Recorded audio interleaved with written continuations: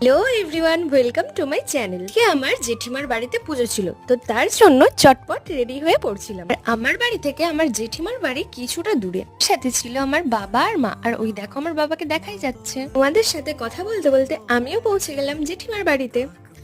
আর জেঠিমার বাড়ি যাওয়ার পর প্রথমেই আমার বড় মায়ের দর্শন করলাম। মায়ের মূর্তির সামনে একটা মন্দির ছিল, আর ব্রাহ্মণরাও বসে পুজো করছিল, তার জন্য আমি সামনে থেকে ঠিককে তোমাদের সামনে দেখাতে পারলাম না। আর জানো তো, মায়ের দর্শন করে মায়ের ওই সুন্দর মুখখানা দেখে আমার তো একটা অন্যরকমই অনুভূতি হচ্ছিল। আরম্ভ হয়নি, পুজোর সমস্ত জোগাড় তখনও চলছিল, আর আমিও মায়ের দর্শন নিয়ে মাকে প্রণাম করে পৌঁছে গেলাম স্টলের দিকে। আর এটা ছিল বাইরের দিকের ডেকোরেশনটা। আর গিয়ে দেখলাম 3-4 রকমের বেশ আইটেমও ছিল। আমার যেতে না যেতেই আগেই চোখে পড়লো পকোড়াটা, তার জন্য হাতে নিয়েও নিয়েছিলাম পকোড়া। অন্য খাবারগুলো না খেলেও চলবে। আচ্ছা, তোমরাও কি আমার মতো কোনো ওকেশনে গেলে এরম করো? এটা জানিও, আর ভালো লাগলে লাইক, কমেন্ট, সাবস্ক্রাইব করে দিও।